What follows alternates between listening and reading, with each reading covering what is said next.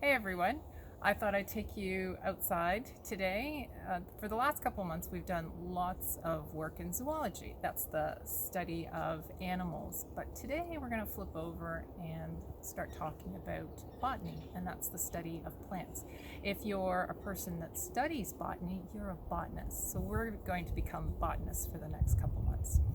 Um, today, I want to talk about moss. Moss loves days like today, cloudy and damp. So April's a perfect time for moss. So I want you to have a look at the moss I have growing in my garden here. It's a waxy little plant. It has no roots or leaves, and it's only just like centimeters tall. So they have something that is called a rhizome, which is like an above ground root. There's different kinds of moss. The ones that we see here are green, but they can be brown or they can be gray. A patch of moss is really a group of little moss plants all working together. And they work as a group to hold on to water. It's what's called a non-vascular plant. So that means it has no tubes to transport water or nutrients. So if you take a look at my tall vine there, it would use those tubes to carry water and nutrients all the way up to the leaves. Whereas moss has to work differently. So it's a non-vascular plant. It has no tubes for carrying water. It just absorbs the water and the moisture and the nutrients.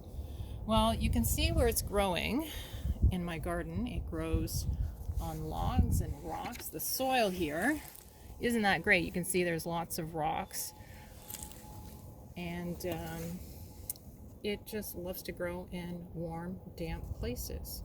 So, I mean, it would love to grow in a rainforest or even forests that are in our forests here, but they even grow as far as the Arctic and Antarctic. I wonder whether they grow where Raylan is now in Arizona. Maybe Raylan can let us know whether moss grows in Arizona. We're going to have a closer look at one right here. I'm going to take a little piece of moss and I want to show, there it goes. This is a perfect place. If you have a look right here, there's this little low green area, which is the plant, but then they have these tall little sections in here, and that's where the spores are. So that's called the sporophytes. So they don't have seeds, they have spores for reproducing. And right now is a perfect time for spores to be coming up. So next time you're walking about, have a look at moss. I want to talk a little bit about the job that moss has. If you take a look where my garden is, it's holding on to the soil, so it stops erosion. It's holding on to all that soil, but also too, it's really great at breaking down soil. So it's preparing the soil for other plants, making the soil a little bit better. Another thing it does is it provides a great habitat for worms and insects. And I remember last year, Magnus brought some salamanders in, and he brought them in mossy bits, and they were hiding right through all the moss.